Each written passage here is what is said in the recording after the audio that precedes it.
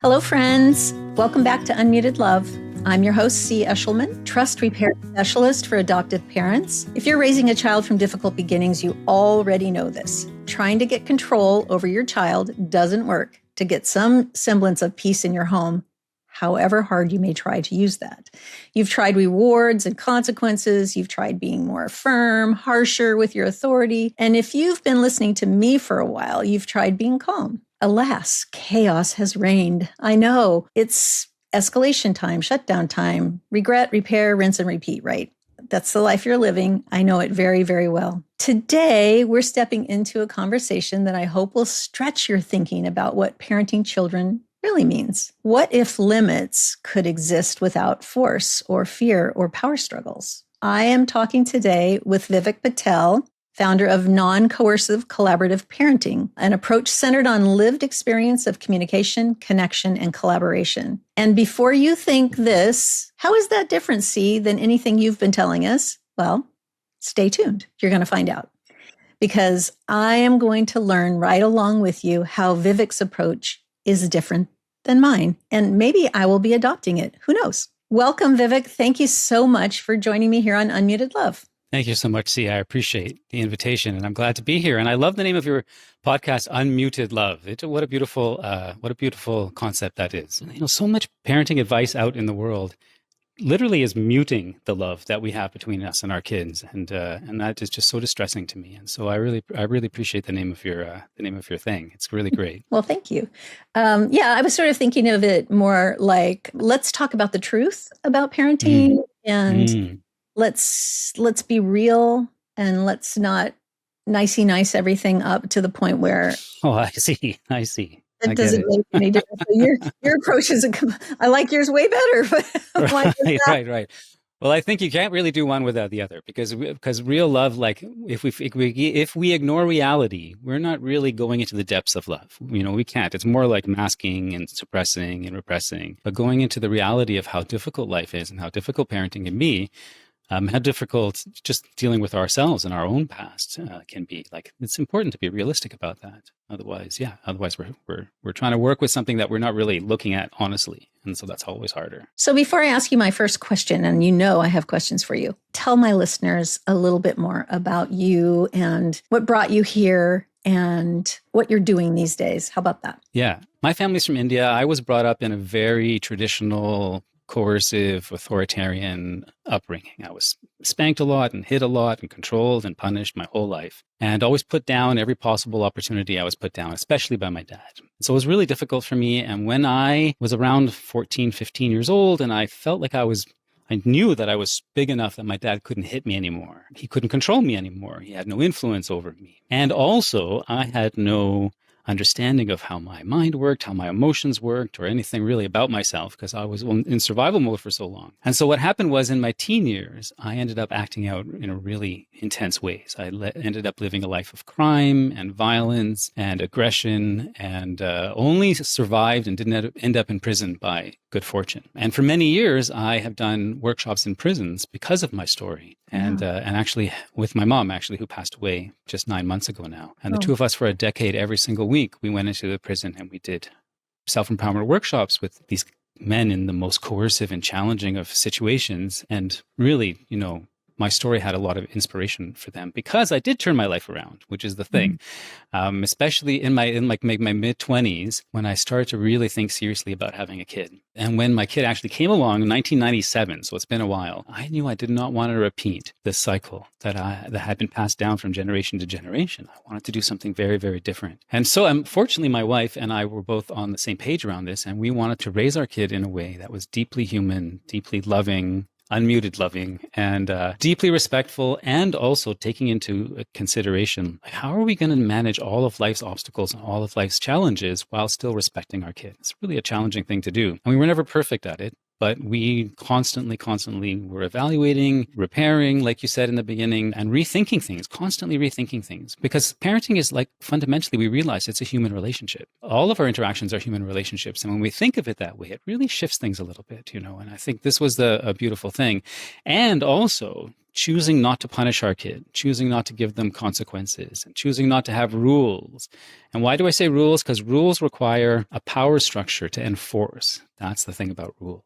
And it's different than guidelines where we agree to and we all work together on. We tried to do all these things in a way that was very collaborative. And we were constantly criticized, especially in the early days. Constantly criticized. I lost family. I lost friends. People would write these long pieces on the internet criticizing us. But what happened was they started to see over the years the relationship that we had with our kid.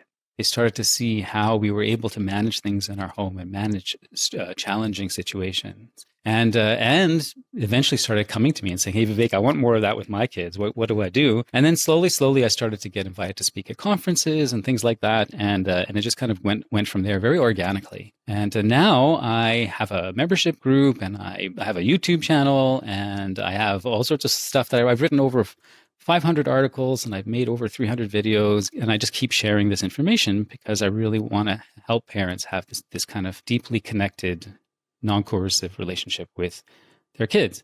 And I call the parenting style that I approach things with non-coercive collaborative parenting.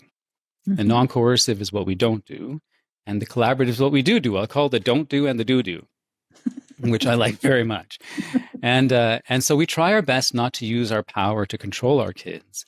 And at the same time, we try and work through life's many challenges in a way where our kids feel included, they feel respected, they feel listened to. And this really helps us in managing so much of what goes on in life. So that's basically an encapsulation of where I am now, including the fact that I'm best friends with my 29-year-old, which is the best thing in my life. Just this morning, she had to start work super early. She had to start at 5:30 in the morning. And she was like, Dad, can you drive me? And I'm up at 4:30 and I'm out the house. And the two of us just had the most wonderful, whenever we have a chance to connect like this. I mean, she's married with a home and a job and a car, but whenever we have a chance to get together, it's so precious for us. And so this is another thing that I really want for people is to have that lifelong, enduring relationship with their kids. Yeah, I love that. And I have a 31-year-old, I have a 43-year-old, a 40-year-old, and a 29-year-old, but my 31-year-old child who came home to me when she was 3, she gave me a run for my money, but she always calls me her best friend, and that I'm the only person who has loved her whole life. And that just, so touching.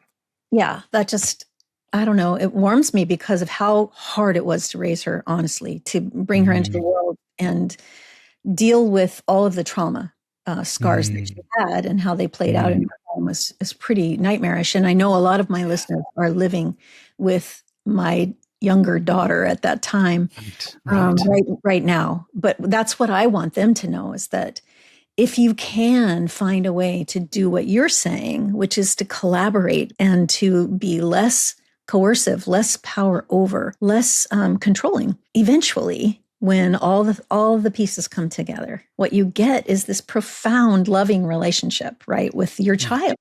And I love being her best friend. I really, really do. I wouldn't say that she's my best friend because I do have a best friend, but she's my best buddy, I love her. I talk to her every day one way or another. She lives across the country and we text all the time. She always wants to talk to me. I love talking to her. But that hasn't always been true, hasn't always been, to be honest. I mean, you have the benefit of raising your child from the get-go this way. Yeah. And it was hard. I'm hearing it wasn't all that easy, but but when your child comes already trust blocked, right, already impaired, that is really something. So that brings me to this question: when you talk about non-coercive parenting, I can already hear my listening audience going, "Okay, yeah, dude, but who's actually in charge here?" Because my kid wants to be in charge 24/7 of everything because they don't trust me. They don't think I can take care of them. Right. So how is this actually doable in a world where a child comes to you already harmed? Well, what I think of it is I think about who are the leaders I trust and admire the most? Who are the leaders that I want to follow, that makes sense to me to follow the most and makes sense intellectually, makes sense emotionally, makes sense in my nervous system. It's rarely the ones that are trying to control me against my will. It's rarely that. It's rarely the ones that tell me I'm wrong and I'm broken and I need to be fixed. It's rarely that. Imagine. Imagine that, right? And so I think one of the big things about building trust, and what did you call it? Repairing trust? Rebuilding trust? Repairing. Mm-hmm. Repairing. One of the things about that for me is, especially when the lack of trust isn't about you personally in the first place.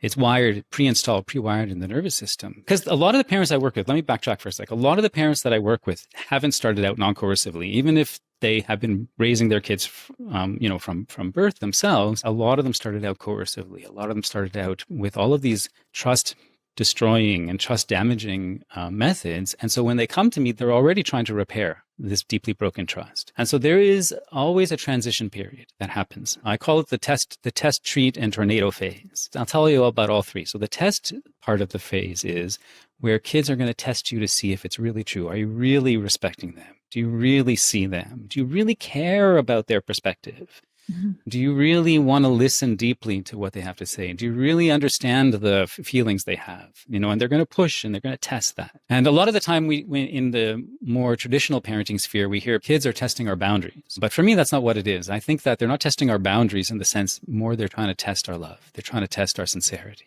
They're trying to test our consistency. Can we consistently listen? Can we consistently be there? Now, consistent doesn't mean perfection, because that's not possible for any of us.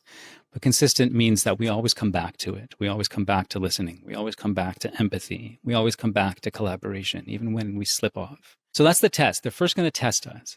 Mm-hmm. Now, as they test us, the more that we respond with connection and listening and repair when it's necessary, the more their nervous system starts to relax around us. The more when we walk in the room, instead of tensing and being ready to fight or being ready to defend, their nervous system, even if they don't know what's happening, their nervous system starts to relax and open because they know something good is coming. They know something connecting is coming. And that's a beautiful thing, but that does take time, and it does take some healing, and it does take some rewiring. And rewiring in ourselves too, because we're so used to the old patterns. I mean, in my early days of parenting, I used to say my ideology is clashing with my reality. Yeah, because my reality was all the patterns that I had from all my own years, right? Mm-hmm. So that's test. Treat is the second one. It's test, treat, and tornado. Treat is the second one, where when we start to take the control off of our kids, they're going to naturally want to revel in the treat of more freedom. And especially if they have been controlled, especially if they have been hurt, and then all of a sudden they're with somebody who's like saying, listen, I want to trust you more, and I want to have more collaboration, and I want to have more freedom with you, and I want us to work on things together in a way that feels good to both of us, and I'm not going to control you anymore. And I'm sorry that I ever did, and that's not what I want for our relationship.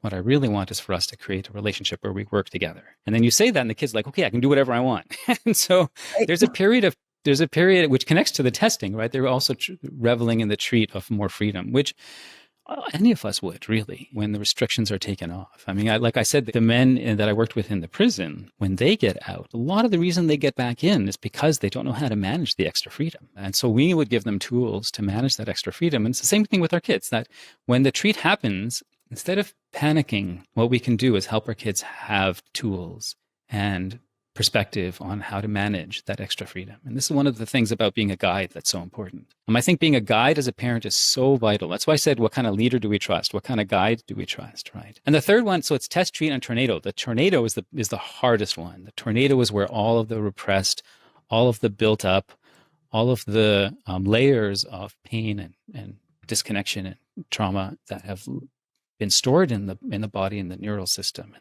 the nervous system, but that's been held in out of fear, has more space to come out. I want to hear your feelings. I want to know what's going on with you. And all of a sudden there's this more space, and I'm not going to judge you when you do it. And then that more space comes out, and the kids, again, it's a lot of feelings. It's big, big, big feelings. And they haven't had the space to feel it before without being shut down. And so the tornado comes out, and that requires so much on us to be able to hold ourselves, to not take it personally. And when we do take it personally, to be able to empathize and be kind to ourselves so that our nervous system doesn't get dysregulated to the point where you have two dysregulated nervous systems fighting each other. We slowly managed to develop the skill. And I say slowly because all of this is a process. It's not like a light switch that suddenly turns on. It certainly wasn't for me. It took me years to slowly find my way to being able to consistently regulate myself. Every millimeter of progress that we make inside of ourselves has a ripple effect into our relationship with our kids. And so the first thing I would say is that being able to recognize that there is a transition period is so important, because then it can give us extra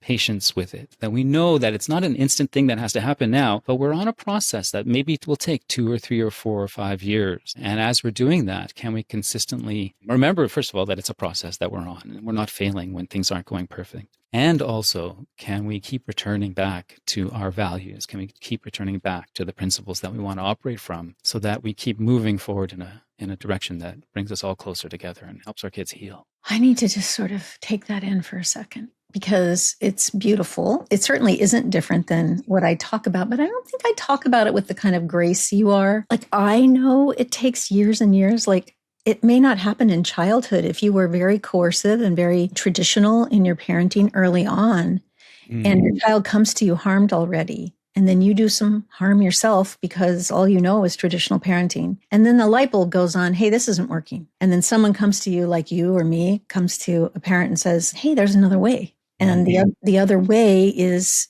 collaboration. And it just seems impossible. First of all, let me just say, it just seems impossible. Sure. Every parent who I share this concept with is like, I can't imagine it. I can't even imagine a life with this child that way, where I could ever really collaborate, because survival is so ever present, right? Toxic stress, ever present. And I am always feel like I'm managing a tornado. Yeah. And I fear, right? This is the other piece that I hear is I fear the tornado will just get bigger if I don't show strength and power over, and that I am in charge. I'm the leader. You have to listen to me because I'm the one. Right. I'm the one in charge, right? Right. That's what I hear regularly. So I don't really have much of a question there, so much as just back to you, like, this is what I hear regularly, and it feels big to me, and I get it. I really get it, right? I understand parents very, very well. I love parents. They are trying so hard, and they're so hard. When you said, I can't remember exactly what you said, but sort of like where your ideals hit your reality or something. Yes. My ideology is clashing with my reality. Yes, and that's what happens with folks who come to me. They want something different, but it's not exactly their ideology. It's their upbringing, the societal imprints that we all have in almost whatever society you come up in, except for some native cultures, perhaps, clashes with what which is what that doesn't work. Like, the relationship's just fallen apart. There's no relationship. At a certain point, there's no relationship.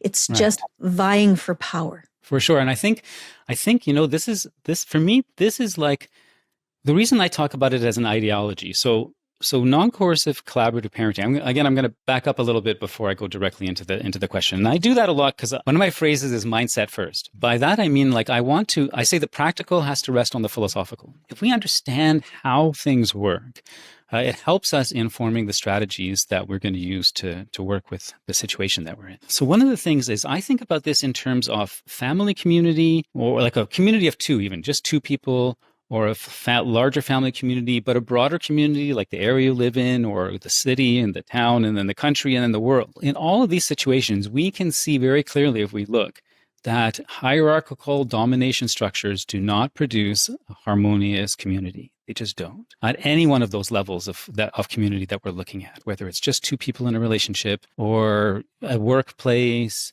or a creative endeavor you're collaborating with other people on, or government. We look at the global situation right now where the world seems to be falling apart and burning to the ground.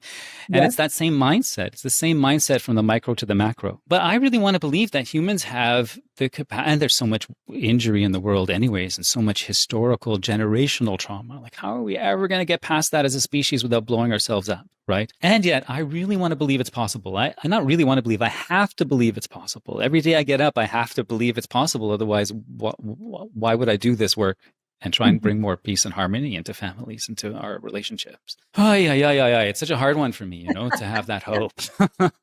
Me too. I mean, my tagline is love matters. And I have to, when I first started, that was not hard to hold on to.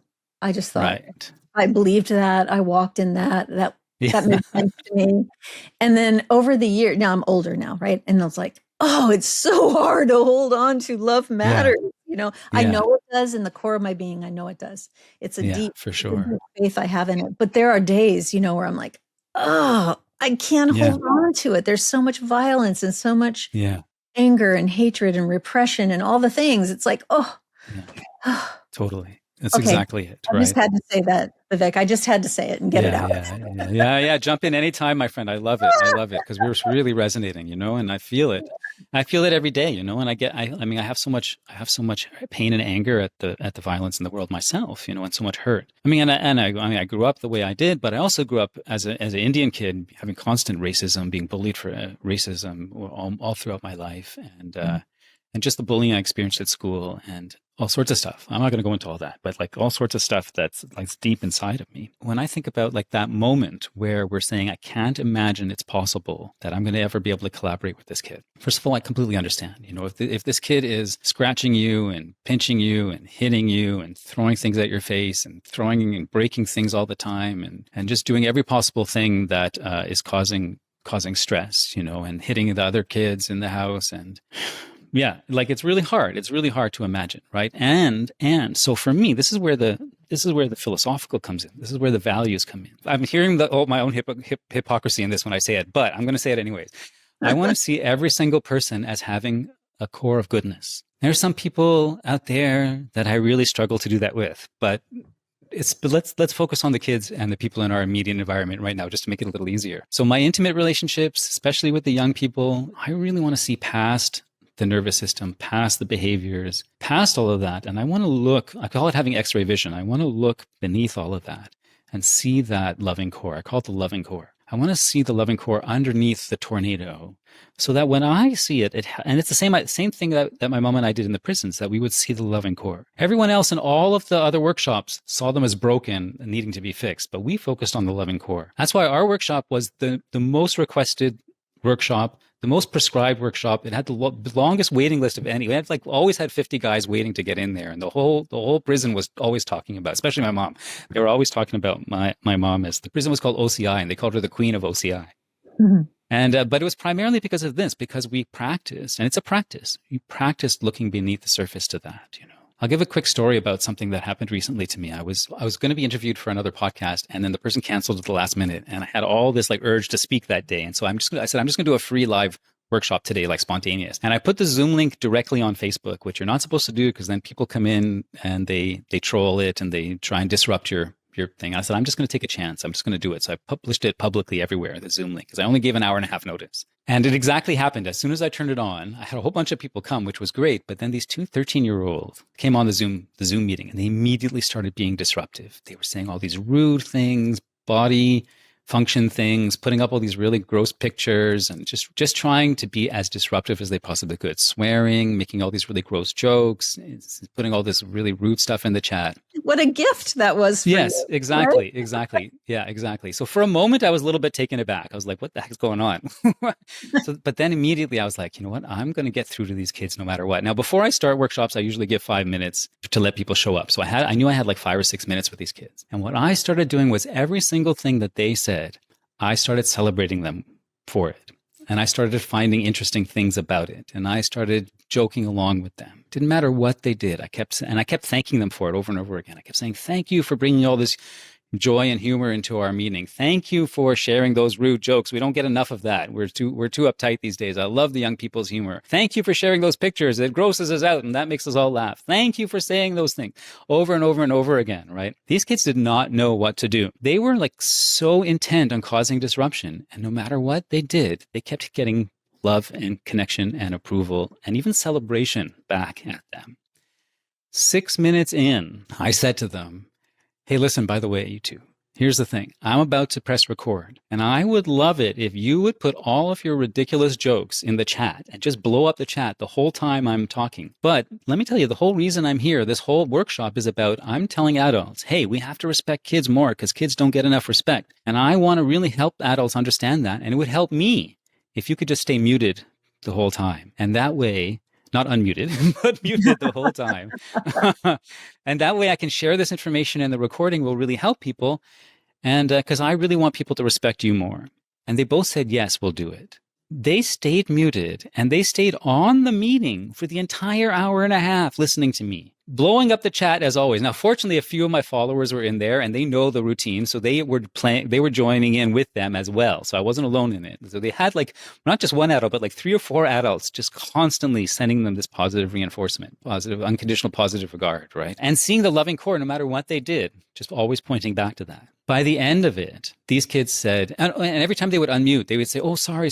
They would apologize. Like these kids went from intentional disruption to apologizing. Just towards the end, one of them even said, hey, listen, I have something I want to say. Can I unmute and say it? First of all, asking me. And then I said, you know what? If you wouldn't mind, I only have 15 minutes left. I want to cover this stuff. And then I'm going to have a question period and you can be the first and you can say anything you want. Now, traditionally, we'll go back to a leader, right? Traditionally, the way we think about it is you should set a boundary. No, I want to do this. I have 15 minutes and then you can sue. That's a setting a boundary. But I had created a relationship of respect with these kids already. So it was more of one human asking another human for some consideration. And the kid said, yes, I'll wait. I'm shaking my head at this. And at the end, they said, we have been coming into comment sections, coming into Zoom links. This is what we do just to disrupt adults and bother adults because we can't stand adults. Said, but you people have been so respectful that we didn't want to do that. We didn't want to disrupt you. And we've never stayed on it. And the next day they reached out to me. Both of them reached out to me separately saying, we've never stayed on a Zoom meeting the whole time. Our whole point is to get kicked out and to annoy the adults, get kicked out. But you were so respectful. You were so nice to us and you were so patient. We have mad respect for you, Vivek. We have mad respect for you.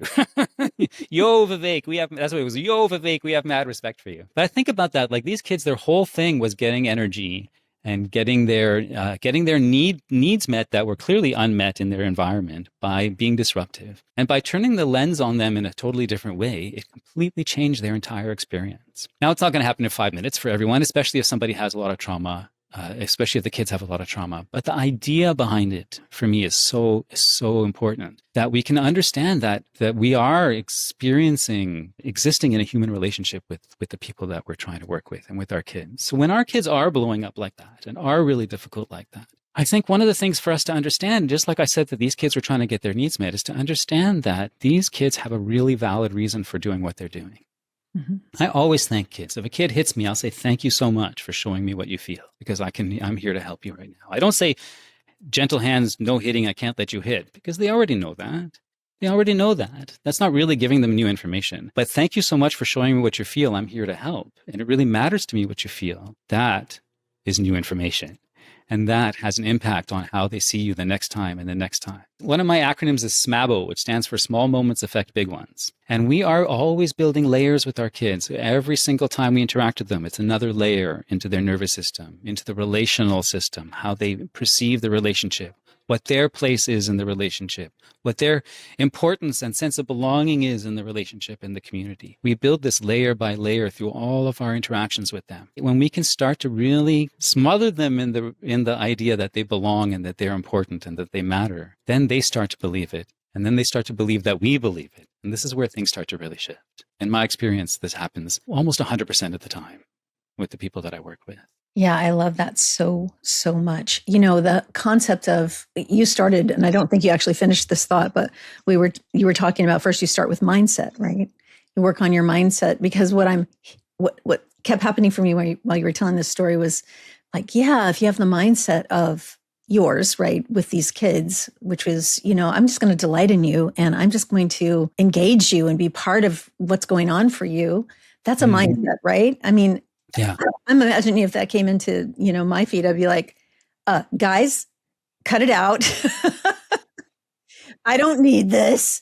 Life is hard already. Right. My agenda.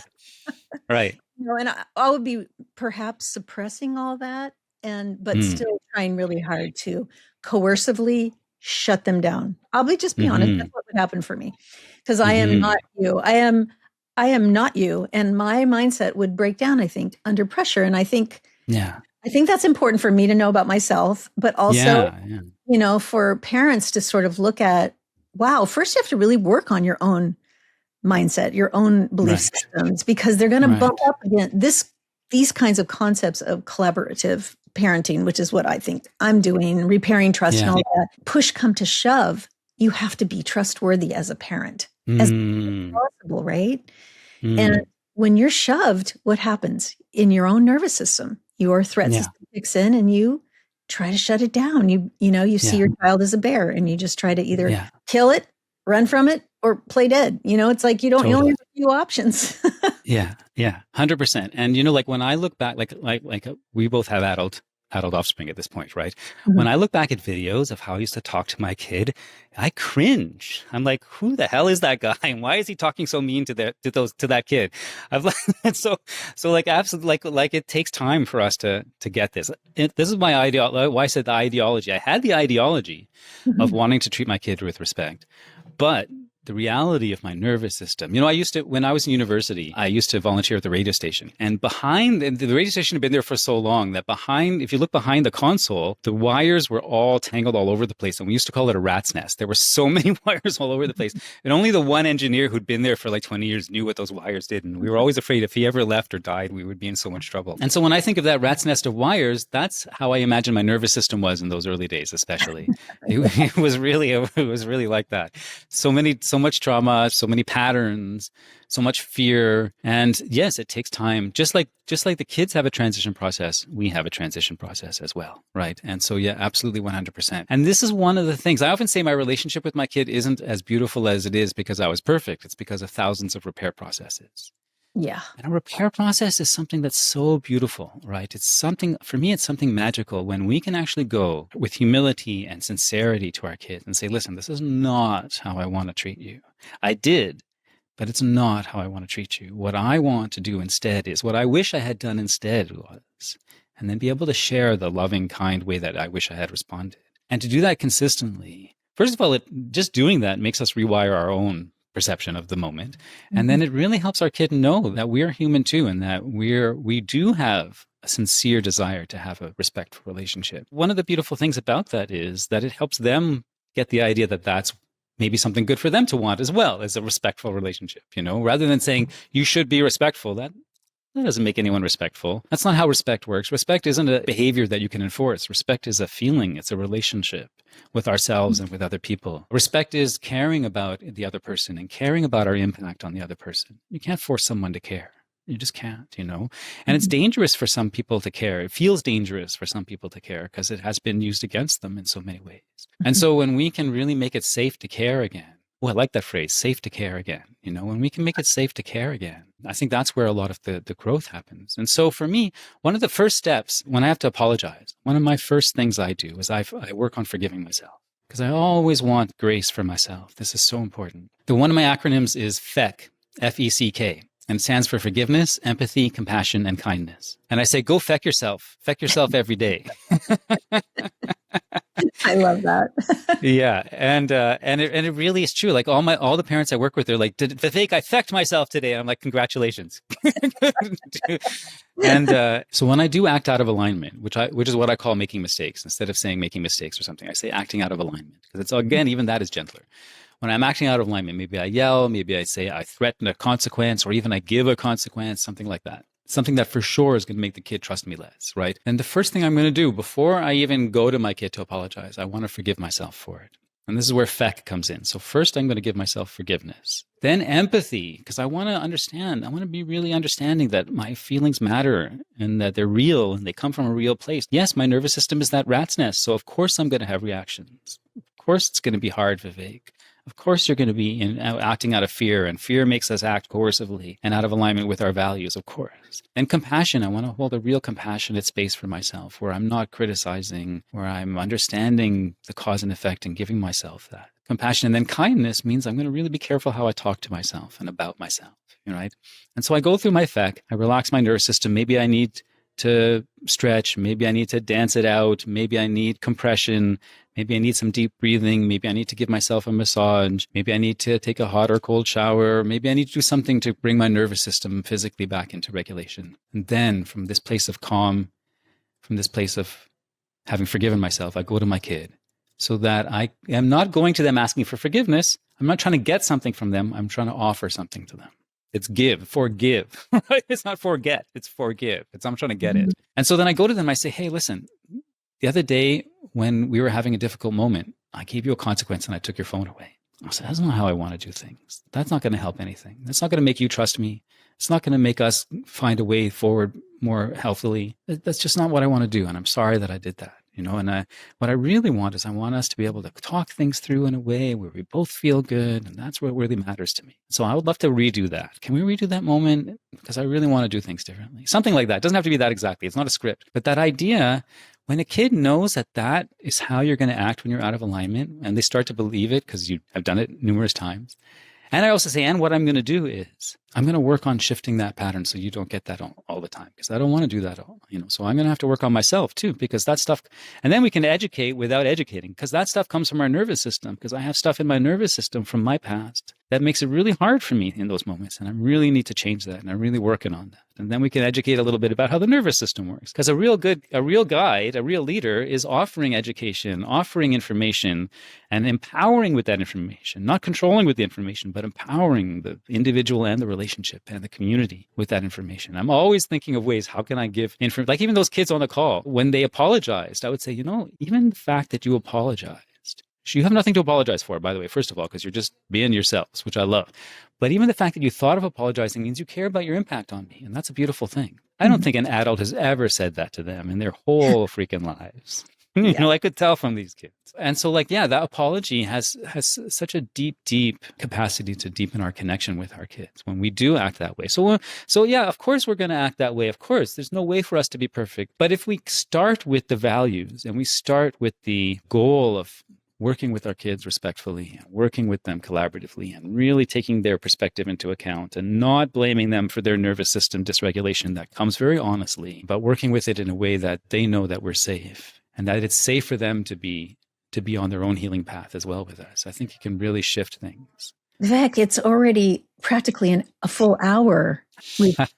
I'm only on question 1.5. I didn't get more than 1.5 questions out. There's so much to talk about, right? It's such a big, it's actually really big and important and deep and meaningful. And it's the core of everything that you and I both do. It's philosophical in nature and it's very very lovely. I appreciate you. I love that you said it's philosophical. And I also want to just promote the fact that it's also very practical. Like the 13-year-olds, I have the part of the reason I believe in this so much is I've worked with kids in so many different perspectives as a teacher, not like formal, but in school all the time, teaching martial arts and dance, but also volunteered in school. Plus I volunteered youth conferences all the time, with really kids from really difficult lives. And just the fact that this approach has this kind of true real world effect is, I think, really important to highlight. Oh yeah, I can totally hear the practicality of it.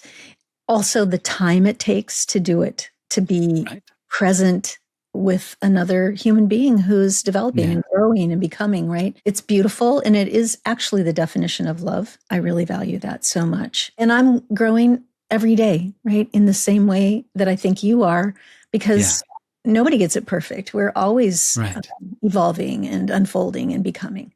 So, why don't you take a second to tell us where we can get what? And because, people are going to want more of you for sure. For sure. Well, the first thing I want to promote is my YouTube channel. It's Meaningful Ideas. All my social media is Meaningful Ideas. My YouTube channel has over 230 videos on it right now. Some of them are just 2 or 3 minutes, 5 minutes, and some of them are full 2-hour workshops. Really powerful stuff. And all of it is focused on this mindset. How do you implement it? What about the different obstacles? And it's a really beautiful thing. My Facebook page has over 500 articles on it, and I'm constantly posting stuff over there. So that's really a great place to go. And I'm on all the other social media, Instagram and TikTok and X and all those things. It's Meaningful Ideas as well. And my website is meaningfulideas.com, where I have a free course called Guiding Without Controlling. That's right on the front page. And it's a 40-minute video that's people just keep going back to it over and over and over again to watch that because it's so full of really powerful information. And I have a membership site as well, where people pay a small fee monthly, and I go live every single week. And then we also have guest speakers every month, almost every month. My daughter is next month's guest speaker, and all the replays are available, and it's a beautiful community. And that you can find also at meaningfulideas.com. At the top, there's like a little membership thing. And so that's me. Meaningful Ideas is pretty much everywhere. Well, I love that. Easy to find everywhere you go. Meaningful ideas will show up. You can also get all of this in the show notes, folks. I just want to appreciate you again for coming to Unmuted Love and sharing. And I can't get enough of you. I'm going to have to come to your membership, I think. Thank you again for being here. I appreciate you. Absolutely my pleasure. So parents, this kind of parenting asks more of you, but what kind of more? I think more love. Yeah, more love, more presence, more fecking. I'm going to have to say that a lot because it cracks me up. More awareness, more kindness, right? For your child and for yourself. It gives more back, right? It gives to yourself, it gives to others more connection, more trust, more moments where your child lets you in instead of pushing you away out of all those old trauma scars. If no one has told you this lately, I want you to know that you are the most important person in your child's life. Never forget that. You matter. Thank you for being here with Vivek and me today. I'm overjoyed, and I hope you'll come back one day, Vivek, and share more. Remember, everybody, your love matters when more than love is required. I'll see you in the next episode.